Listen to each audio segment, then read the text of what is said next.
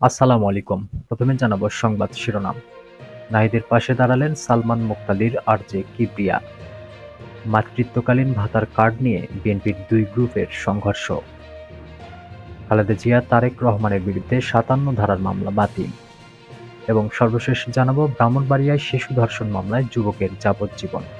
শুনছিলেন শিরোনাম, এবারে থাকছে বিস্তারিত। নাহিদের পাশে দাঁড়ালেন সালমান মুক্তাদির আরজে কিবরিয়া। সামাজিক যোগাযোগ মাধ্যমে বৈষম্য বিরোধী ছাত্র আন্দোলনের অন্যতম সমন্বয়ক ও অন্তর্বর্তীকালীন সরকারের তথ্য-প্রযুক্তি মন্ত্রণালয়ের উপদেষ্টা মোহাম্মদ নাহিদ ইসলামকে নিয়ে অপপ্রচার চালানো হচ্ছে, যার শুরুটা মূলত ন্যাশনাল ইনস্টিটিউট অব বায়োটেকনোলজির মহাপরিচালক পদের নিয়োগপত্রের উপদেষ্টা নাহিদ ইসলামের সুপারিশ সহ সই করা একটি ছবিকে কেন্দ্র করে, যে বিষয়টি সম্পূর্ণ মিথ্যা ও অসত্য বলে দাবি করেন নাহিদ। একই সঙ্গে এসব বানোয়াট তথ্য ছড়িয়ে তাকে বিতর্কিত করার চেষ্টা করা হচ্ছে বলেও মন্তব্য করেন তিনি। এদিকে জগন্নাথ বিশ্ববিদ্যালয়ের চলমান হল আন্দোলনকে কেন্দ্র করে একটি ভিডিও সামাজিক যোগাযোগ মাধ্যমে ভাইরাল হয়েছে, যেখানেও নাহিদ ইসলামকে নিয়ে অপপ্রচার চালানো হচ্ছে। ভিডিওতে দেখা যায় জগন্নাথ বিশ্ববিদ্যালয়ের শিক্ষার্থীরা "সব শালারা বাটপার, আর্মি হবে ঠিকাদার" বলে স্লোগান দিচ্ছেন। এ সময় আন্দোলনরত শিক্ষার্থীদের সঙ্গে কথা বলতে সচিবালয়ের সামনে ছিলেন উপদেষ্টা নাহিদ। শিক্ষার্থীরা জানান, এই স্লোগান জগন্নাথ বিশ্ববিদ্যালয়ের শিক্ষার্থীরা আন্দোলন শুরু হওয়ার পর থেকেই দিয়ে আসছিলেন। মূলত জগন্নাথ বিশ্ববিদ্যালয়ের প্রশাসনকে উদ্দেশ্য করে এই স্লোগান দেওয়া হয়েছে, নাহিদ ইসলামকে উদ্দেশ্য করে নয়। পুরো বিষয়টি নিয়ে এক শ্রেণীর মানুষ যখন নাহিদকে বিতর্কিত করার চেষ্টা করছেন, তখন তার পাশে দাঁড়িয়েছেন বৈষম্য বিরোধী ছাত্র আন্দোলনের সমন্বয়ক, বিভিন্ন দলের নেতাকর্মী সহ সবিজ আঙ্গনের তারকারা। মাতৃত্বকালীন ভাতার কার্ড নিয়ে বিএনপির দুই গ্রুপের সংঘর্ষ।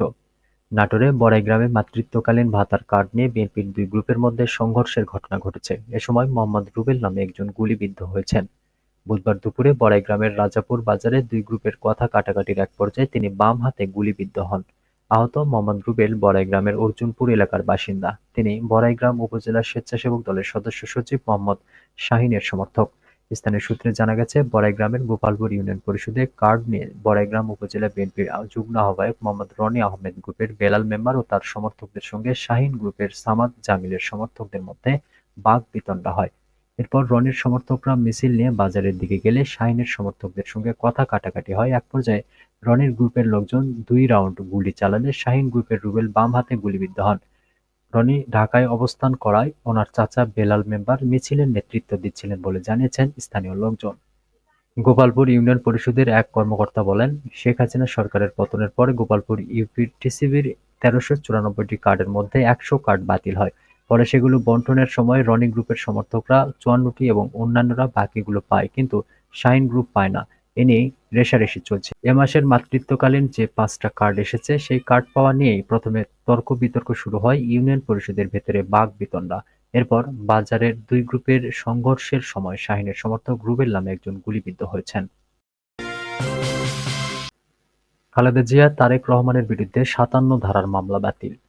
২০১৬ সালে চৌধুরী ইরাদ আহমেদ সিদ্দিকীর এক ফেসবুক স্ট্যাটাসকে কেন্দ্র করে তৎকালীন প্রধানমন্ত্রী শেখ হাসিনাকে হত্যার হুমকি দেওয়া এবং জাতির জনককে অবমাননার অভিযোগে বিএনপির চেয়ারপারসন খালেদা জিয়া ও সিনিয়র ভাইস চেয়ারম্যান তারেক রহমানের বিরুদ্ধে করা তথ্য প্রযুক্তি আইনের মামলা বাতিল করেছেন হাইকোর্ট। ওই মামলার আসামি চৌধুরী ইরাদ আহমেদ সিদ্দিকীর আবেদনে বুধবার বিচারপতি এ কে এম আসাদুজ্জামান ও বিচারপতি সৈয়দ এনায়েত হোসেনের হাইকোর্ট বেঞ্চ এ রায় দেন। আদালতে আবেদনের পক্ষে ছিলেন আইনজীবী ইশতিয়াক আহমেদ, সঙ্গে ছিলেন আইনজীবী জাকির হোসেন ভূঁইয়া।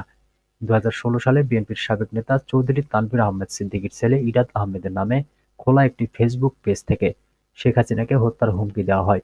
তার আগে বঙ্গবন্ধুকে নিয়ে ব্যঙ্গাত্মক ছবিও প্রকাশ করা হয় ওই ফেসবুক পেজে।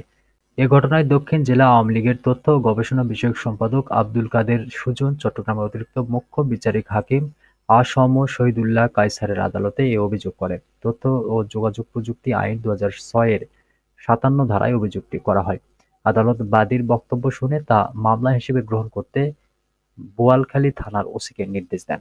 এতে বিএনপি চেয়ারপারসন খালেদা জিয়া ও senior vice chairman Tarique Rahman ও ইরাদ সিদ্দিকীকে আসামি করা হয়। পরে ইরাদ সিদ্দিকী এই মামলা বাতিলে হাইকোর্টে আবেদন করেন। ব্রাহ্মণবাড়িয়ায় শিশু ধর্ষণ মামলায় যুবকের যাবজ্জীবন। ব্রাহ্মণবাড়িয়ায় শিশু ধর্ষণ মামলায় সুমন মিয়া নামে এক যুবককে যাবজ্জীবন সশ্রম কারাদণ্ড দিয়েছেন আদালত।